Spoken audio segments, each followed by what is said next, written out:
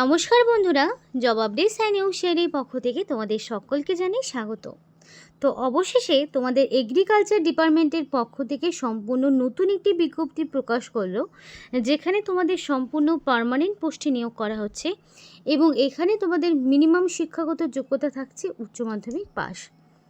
এবং সেই অ্যাপ্লিকেশন করার জন্য তোমরা রাজ্যের 23 জেলার যে কোনো প্রান্ত থেকেই, ছেলে হোক কিংবা মেয়ে, প্রত্যেকেই তোমরা আবেদন করতে পারবে। খুবই ভালো সুযোগ রয়েছে ছেলে মেয়ে নির্বিশেষে অ্যাপ্লিকেশন করার, এবং কিভাবে অ্যাপ্লিকেশন করবে সেই ভিডিও তোমাদেরকে এই ভিডিওর মাধ্যমে আমি দেখিয়ে দেব। তো খুবই ভালো সুযোগ তোমাদের প্রত্যেকেরই জন্য। এখানে এগ্রিকালচার ডিপার্টমেন্টে একটা ভ্যাকেন্সি নিয়ে আজকে তোমাদের সাথে আমি কথা বলছি।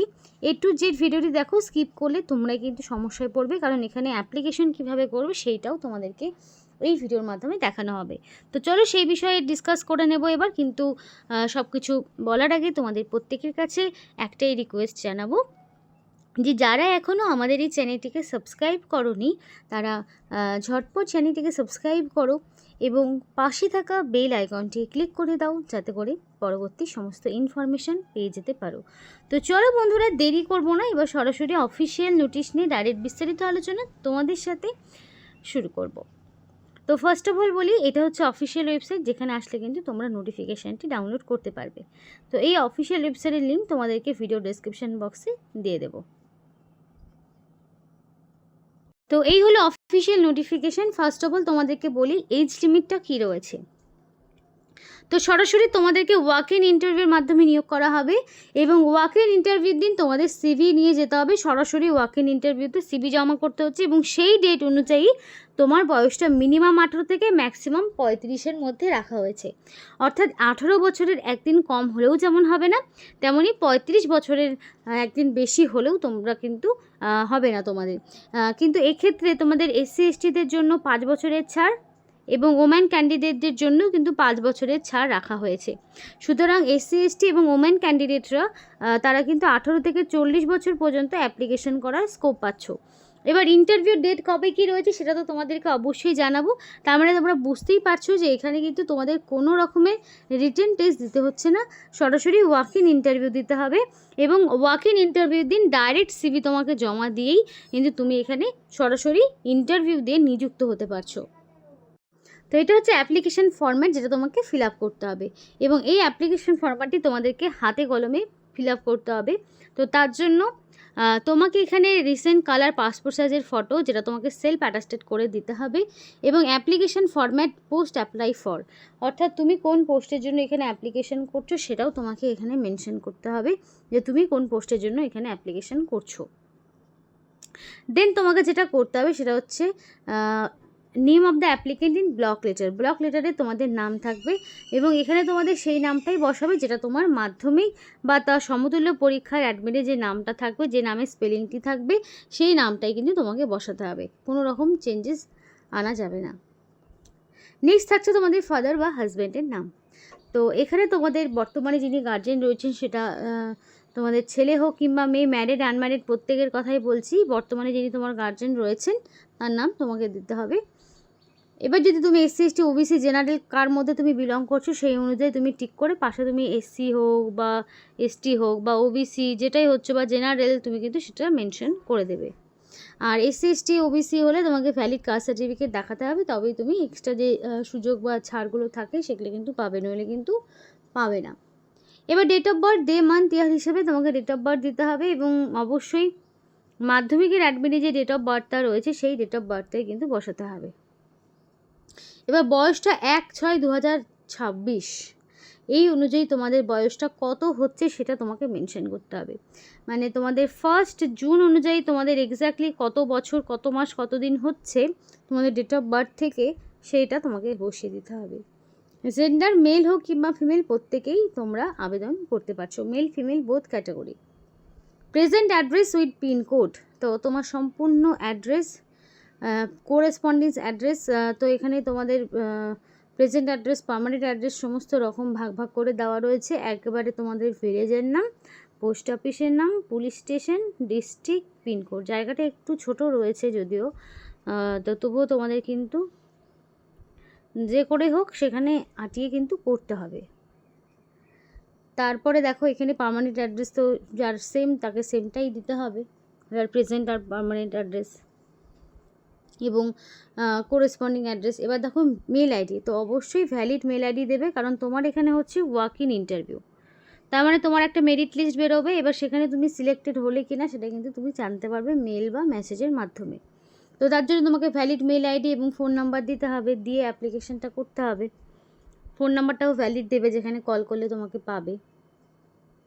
এবার হচ্ছে তোমার সম্পূর্ণ এডুকেশনাল কোয়ালিফিকেশানের ডকুমেন্টসগুলো বসাতে হবে, মানে মাধ্যমিক তুমি কোন বোর্ডের আন্ডারে পাস করেছো, ইয়ার অফ পাসিং, কী কী সাবজেক্ট ছিল, পার্সেন্টেজ, ডিভিশন, উচ্চ মাধ্যমিকের এক এক করে সমস্ত রকম ইনফরমেশান থাকবে। এরপরে যদি তুমি মনে করো গ্র্যাজুয়েশনের দেবো তো দিতে পারো।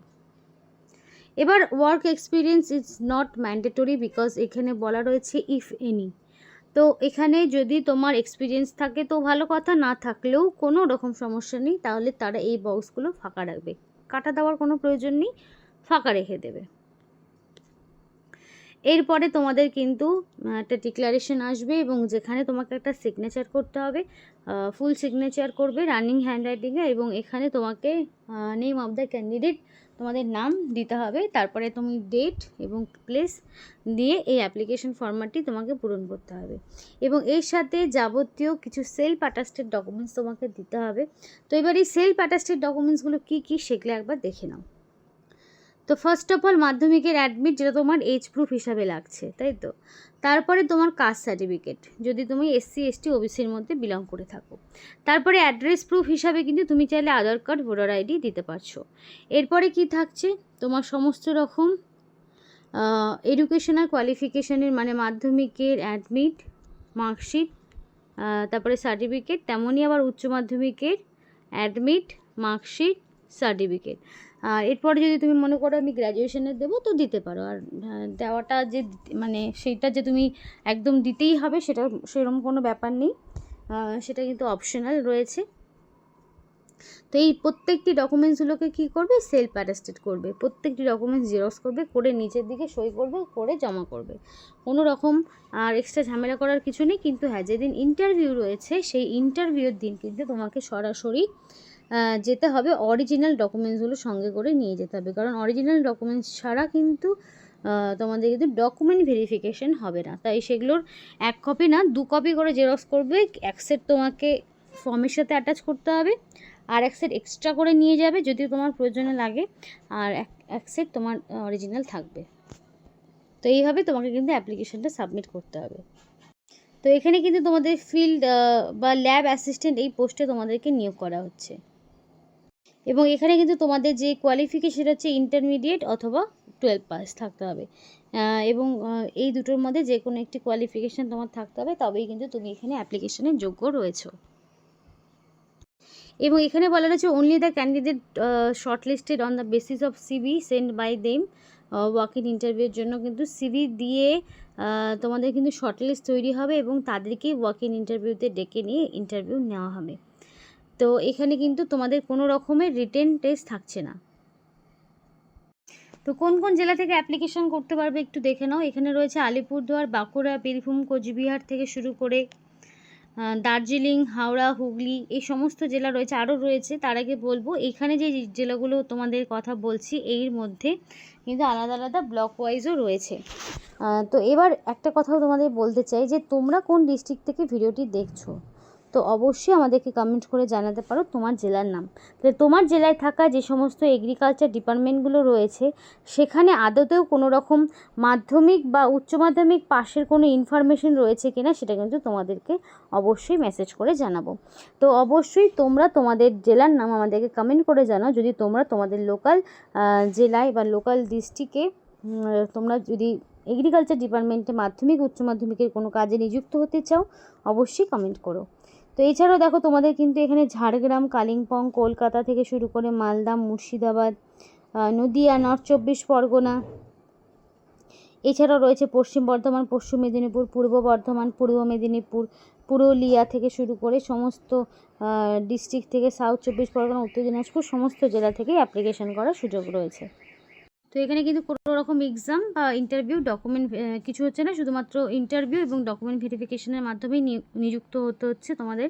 এবং ইম্পর্টেন্ট ডকুমেন্টসগুলো আরেকবার তোমরা দেখে নিতে পারো, এগুলো তোমাদের সঙ্গে করে নিয়ে যেতে হবে। এবং এখানে তোমাদের কিন্তু 30শে জুন ইন্টারভিউ রয়েছে এবং সেই দিন কিন্তু তোমাকে সরাসরি সিভিটা জমা করতে হবে। এবং অফিসিয়াল যে ওয়েবসাইট, সেটার লিঙ্ক তোমাদেরকে ভিডিও ডেসক্রিপশন বক্সে দিয়ে দেবো। তো এই ছিল আজকে সম্পূর্ণ ভিডিও। ভালো লাগলে অবশ্যই লাইক করো এবং চ্যানেলটিকে সাবস্ক্রাইব করে আমাদের সাপোর্ট করো, আমাদের সাথে থেকো, পাশে থেকো। আর ভিডিওটি সম্পূর্ণ দেখার জন্য তোমাদের সকলকে জানাই অসংখ্য ধন্যবাদ।